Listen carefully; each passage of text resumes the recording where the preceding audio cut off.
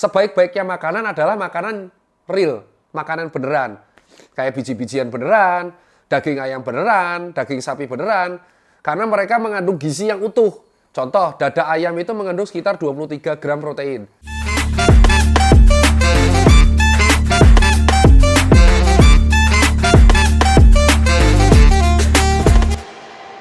Assalamualaikum warahmatullahi wabarakatuh. Masih dengan saya Dr. Tirta. Disclaimer, apa yang saya sampaikan di sini itu merupakan pandangan saya sebagai seorang dokter umum, bukan sebagai nutrisionis. Jika Anda ingin mendapatkan informasi lebih lanjut mengenai kebutuhan gizi Anda bisa memantengi edukasi dari dua orang, yaitu nutrisionis, sarjana gizi kesehatan, atau dokter yang juga spesialis gizi kesehatan. Jadi saya di sini memandang sebagai dokter umum. Jadi kalau saya ditanya lebih lanjut mengenai nutrigenomik dan nutrisionis lebih lanjut, itu adalah ranahnya SPGK. Bisa dicek Instagram sejawat-sejawat saya yang bekerja sebagai ahli gizi kesehatan. Monggo teman-teman Forwave bisa kasih ring. Nah, beberapa waktu belakangan ini, publik Indonesia itu dihebohkan di tahun 2023 itu mengenai dua hal, yaitu susu protein yang tidak sesuai, kandungan protein itu nggak sesuai dengan tabel angka kebutuhan gizi di belakangnya. Atau kedua adalah mengenai makanan sehat yang ternyata di salah satu oleh reviewer food technologist di TikTok katanya nggak sesuai. Teman-teman bisa cek salah satu video berikut ini. Kalau nggak salah yang review itu adalah Mas Denis, food technologist di TikTok. Videonya tonton lengkap dulu ya. Ini gila sih. Klaim gula 0 gram tapi asli 20 gram, 107 gram tapi ternyata cuma ada 2 gram, dan proteinnya makanan sehat kok gini? Jadi ada yang penasaran, termasuk gue sih. Makanan yang sering dibilang makanan sehat, tapi beneran sehat gak ya? Jadi semua sampelnya gue beli di official store-nya. Ini gue uji gula, protein, lemak, sama seratnya di lab. Dan udah gue kumpulin semua hasilnya di sini. Jujur pas lihat gue kaget banget. Emang ada yang hasilnya sesuai, tapi kebanyakan dari yang mereka tulis itu beda. Bahkan beda banget. Kalian bisa lihat sendiri, ini katanya tinggi protein dan bebas gula. Tapi ternyata proteinnya cuma segitu. Terus 0 gram gula. Padahal pas diuji ada 20 gram. Gila sih selisih 20 gram, kenapa bisa ya? Terus ini si Ungu yang katanya bisa menuhin kebutuhan serat. Klaim seratnya 7 gram, tapi pas diuji cuma segini. Terus gulanya 4 gram. Ternyata dikali 2 jadi 8 gram. Oh jauh ya sama yang diklaim. Nah yang ini sejauh ini nih yang paling jauh sih. Super drink ini proteinnya ditulis 22 gram padahal cuma 2,75 gram. Terus gulanya 1 gram. Hasilnya lanjut yang ini katanya bisa memenuhi nutrisi harian. Di label proteinnya segini, pas diuji cuma 7 gram. Terus gulanya juga nggak sesuai. Nah apa ya? Dan ini juga gak nyangka banget kok bisa ya. Bayangin kalau orang yang mau cari rendah gula atau bahkan kena diabetes, mereka minum kayak gini dan ternyata ada banyak gulanya. Gimana cara kita ngehindarin gula kalau tulisan di informasi gizi aja bisa beda kayak gini? Terus serat sama proteinnya juga banyak yang beda dari yang mereka tulis. Coba deh menurut kalian kalau dari hasil ini, apa bisa banyak produk lain yang fake label? Soalnya gila sih, beda dari 4 gram bahkan sampai ada yang 20 gram. Tapi nggak semuanya yang nggak sesuai. Dari yang udah gue uji, gue juga nemu kok yang sesuai dan masih dalam batas wajar. Meskipun makin kesini gue makin nemu produk-produk yang hasilnya nggak sesuai. Nah gue bakal uji yang lain, ayo ikutin gue terus dah. Nah, kalau teman-teman tahu, yang dikatakan Mas Denis di sini adalah dia mereview angka kebutuhan gizi yang tertampil pada tabel di belakang dari makanan-makanan kemasan tersebut, lalu dibandingkan dengan hasil lab yang dia cek, namanya cross-seksional. Jadi metode yang dikatakan dicek oleh Mas Denis itu adalah metode cross-seksional. Jadi ketika kita ambil sampel, misalkan saya lagi minum tuku, terus saya penasaran, misalkan tuku klaim A, terus saya cross-seksional. Saya saat ini juga langsung cek ke lab, ini berapa, ini cross-seksional. Nah, sebenarnya setahu saya, tolong direvisi untuk teman-teman nutrisionis. Sekali lagi, ini edukasinya ranahnya nutrisionis, cuman saya memandang sebagai seorang dokter, gimana kita memandang hal tersebut. Jadi dalam gold standar makanan atau industri makanan, itu ada yang namanya quality control. Sehingga di dalam sebuah pencetakan F&B itu kan ada namanya batch. Contoh, batch 1, batch 2, batch 3, batch 4 itu ditampilkan di dalam namanya kode produksi. Biasanya setiap kode produksi itu juga diambil sampel secara acak untuk dicek kesesuaian labnya. Karena namanya mesin yang membagi-bagi takaran tersebut bisa jadi salah. Kalau misal terlalu salah, terlalu bias, maka perlu ada yang namanya kalibrasi. Gitu.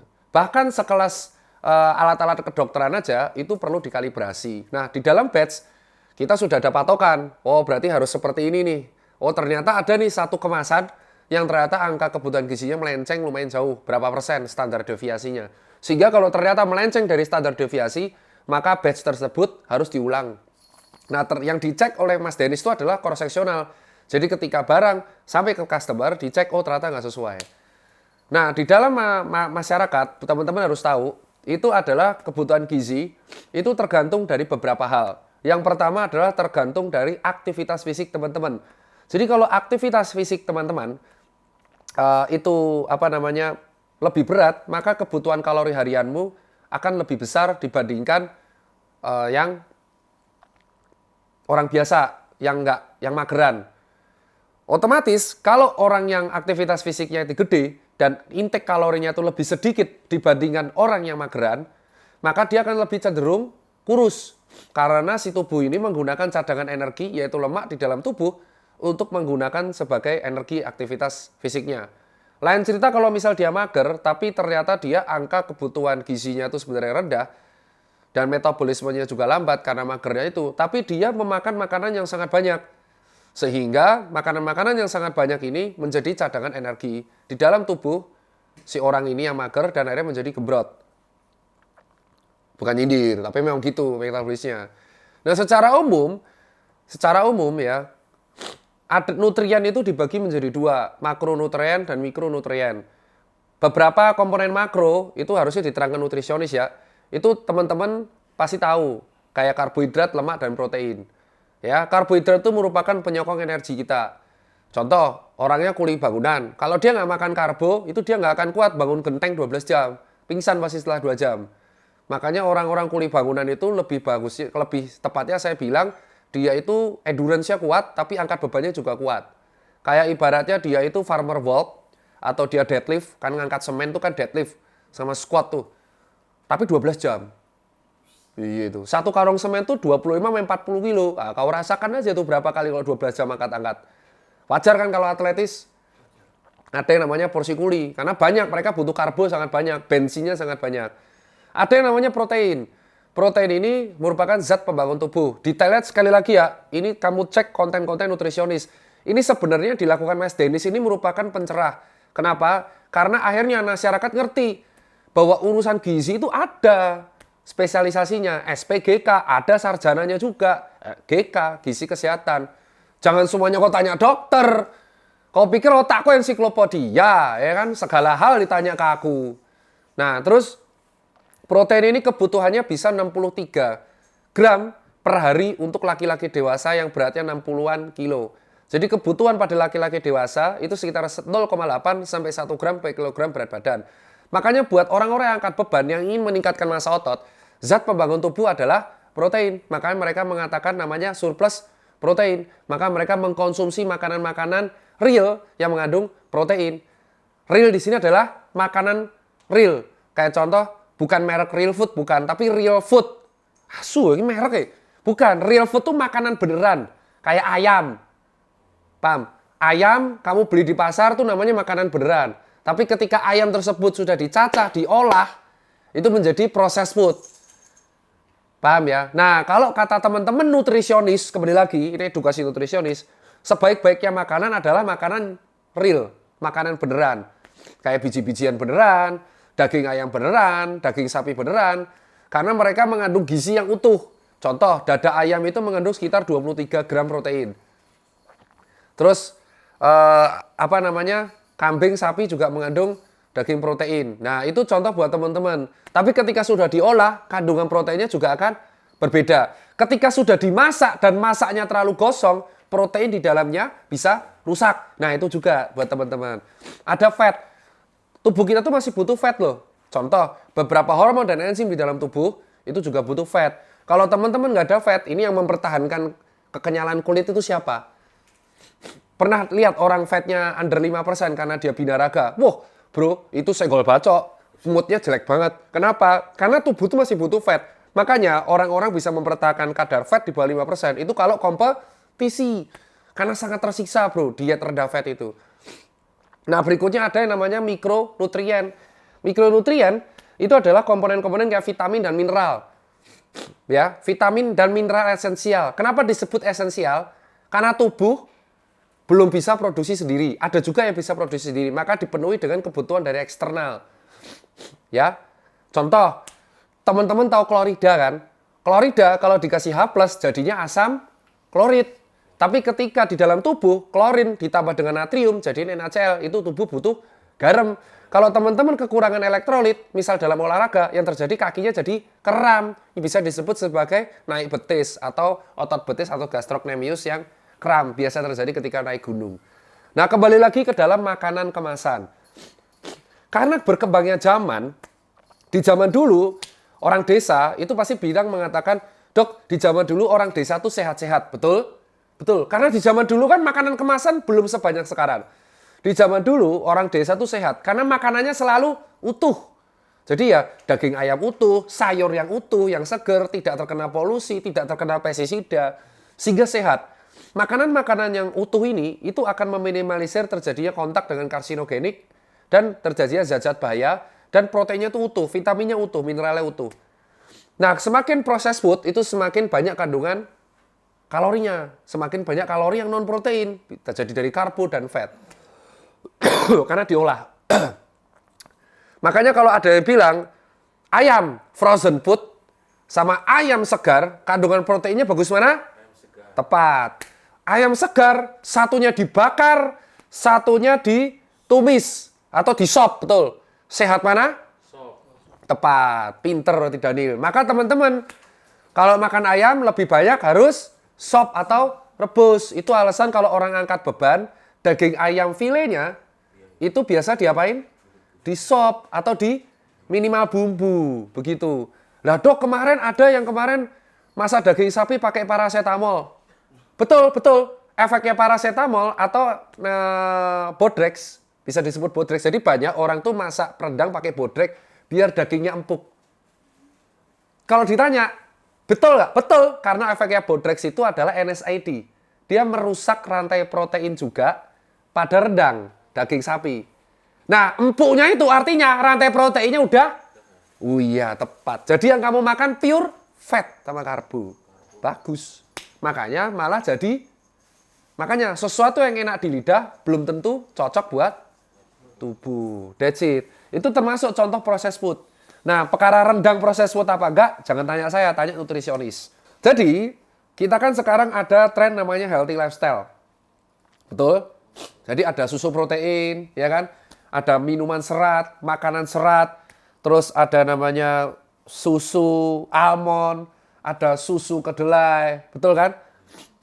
Dan ini dimasukkan ke dalam kemasan. Nah, segala sesuatu yang dijual di semua Indonesia dalam kemasan itu harus melalui pengawasan FDA-nya Indonesia, yaitu BPOM, Badan Pengawas Obat dan Makanan. Dicek angka kebutuhan gizi yang di belakang tabel itu sudah sesuai belum? Pertanyaannya, dengan kejadian yang terjadi di Mas Dennis, teman-teman pasti menjadi insecure kan? Berarti kalau dengan video ini Mas Dennis itu ada dong beberapa makanan yang tidak sesuai. Itu adalah pentingnya pabriknya mendapatkan sertifikat akreditasi dari ISO dan kawan-kawan. Itulah kenapa sertifikasi ISO dan kawan-kawan itu tidak berlaku selamanya. Karena segala alat itu perlu yang namanya kalibrasi. Ketika kemarin Mas Dennis cek, itu ada beberapa makanan yang sesuai. Ada. Dan kalau kita cek, kita tahu tuh dari warna. Kan dia sensornya cuma nama produk. Tapi dari warna ketahuan. Itu kalau dari warna ketahuan, pabriknya pabrik besar. Karena kalau pabrik besar sampai satu batch itu kandungan gizinya salah, itu yang kena pasti kepala produksinya. Gitu. Jadi ini menjadikan, jadi kalau kamu memandang kontennya Mas Dennis sebagai ancaman, kayak contoh tuh ada yang kemarin ngomong, wow, ini kontennya menghancurkan, ini pasti pesanan kompetitor. Loh, bukan. Yang dilakuin Mas Dennis itu adalah cross-seksional. Diambil saat itu juga. Kalau ternyata hasil produkmu ada satu yang tidak sesuai, artinya yang harus kamu tegur adalah kepala produksimu. Bukan malah yang konten, gitu loh. Dia sudah sensor resikomu. Contoh nih. Kamu kan jual dalam kemasan. Kamu klaim makananmu makanan sehat. Kamu klaim bahwa angka kebutuhan gizi di dalam tabelmu itu segini. Ternyata ada orang yang ngecek nggak sesuai. Berarti batch itu harus ditarik lah. Ditarik dan minta maaf. That's it. Itu PR yang bagus. Pernah terjadi nggak? Pernah di luar negeri, di Jepang. Di Indonesia pun beberapa kali. BPOM memerintahkan penarikan, tarik ulang batch itu. Terus restock ulang. Betul.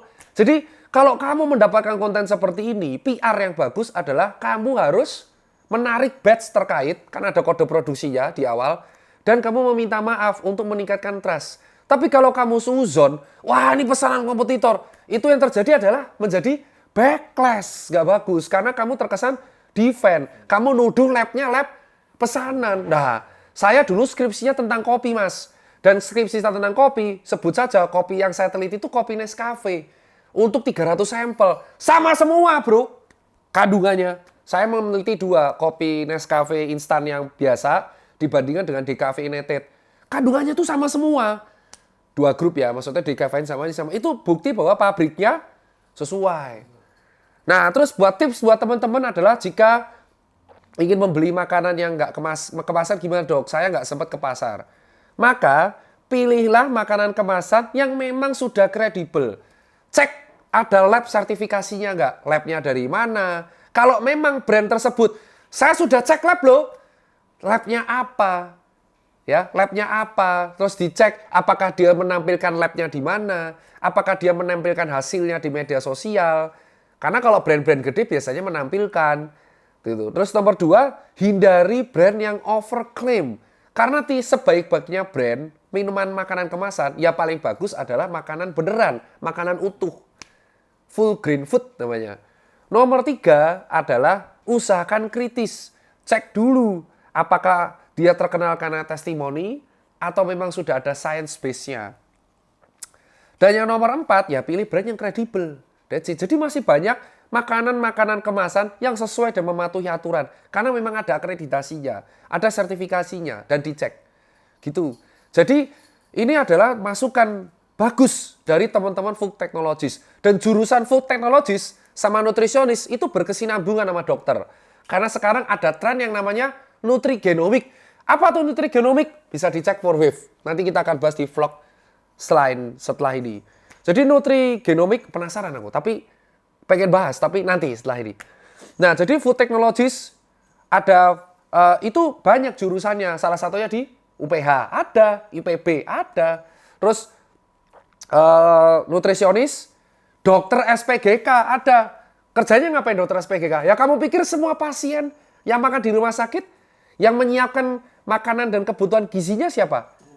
Nah, gitu. Pasti ngomong kan, makanan rumah sakit rasanya hambar. Lah ya memang itu. Karena kalau kebanyakan rasa, ya itu, yang menyiapkan makanan di rumah sakit, itu kalau nggak sarjana gizi, ya dokter spesialis gizi kesehatan. Mereka menyiapkan dan disesuaikan dengan kebutuhan pasien. Contoh, pasien gagal ginjal, dia nggak bisa nih, intake A, B, C, D, E. Maka dokter SPGK berkonsultasi dengan DPJP terkait, spesialis penyakit dalam, sub ginjal, makanannya apa nih? Gitu contohnya. Sehingga makro dan mikronutriennya sesuai. Jadi biasakan teman-teman tuh cerdas sekarang. Yang nonton YouTube ini berarti Anda sudah tergolong kritis. Karena mungkin banyak orang cerdas, YouTube-ku nggak masuk di mereka. Cek sebelum kamu minum. Saya minum teh manis. Cek, oh gulanya 15 gram. Kebutuhan gula saya sekitar 35-50-an. Apakah saya hari ini kegiatannya banyak? Kalau kamu sering minum teh kemasan manis, tapi kamu mager, jadinya resiko diabetes mellitus. Tapi kalau kamu minum teh manis, tapi aktivitas fisikmu banyak, gulanya kebakar, ya jadi sumber energi. Jadi kamu tahu diri, tubuhmu itu kayak apa. Dan kamu programmu gimana. Jadi kamu tuh kayak mobil. Kamu punya mobil mewah. Ya, misal mobilmu Ferrari. Nggak mungkin dong kamu kasih solar subsidi. Turun mesin nggak? Ya, pasti kamu kasihnya Pertamax turbo nitro kan? Yang khusus. Kalau enggak, kamu cek mobil-mobil zaman sekarang. Kayak contoh, sekarang orang nggak pakainya solar subsidi, pakainya Pertamina Dex. Ya kan? Yang bawahnya Dexlite. Kayak contoh ada mobil namanya Land Rover Defender kalau nggak salah.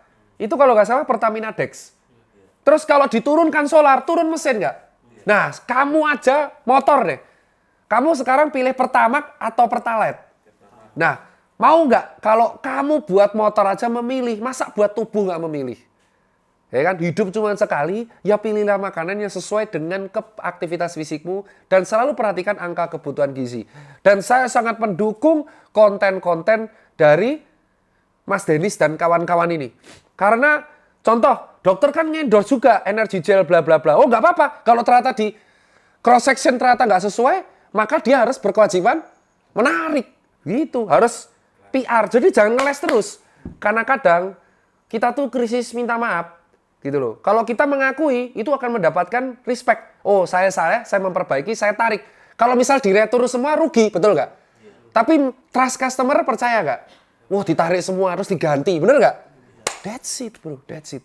Dan, tapi saya udah terlanjur minum. Tenang, tenang. Kamu makan makanan yang gulanya banyak, itu tidak langsung kamu obes tuh nggak. Kamu perlu waktu bertahun-tahun. Jadi misal kamu makan yang gulanya itu kebanyakan 10 gram. Kamu makan sebulan terus kamu marah-marah. Enggak, efeknya enggak sebanyak itu. Harus setahun, 2 tahun, 3 tahun. Kecuali kalau kamu udah ada penyakit, diabetes mellitus, saya itu berhak marah. Itu aja kalau dari saya. So, pilih makanan, minuman kemasan secara bijak. 2, perhatikan angka kebutuhan gizi. 3, perhatikan produsennya, kredibel apa enggak. 4, perhatikan sertifikasi dan BPOM-nya. 5, jangan percaya dengan overclaim. Karena sesuatu yang klaimnya berlebihan biasanya too good to be true. Ya, itu kalau dari saya. Sampai jumpa di vlog berikutnya.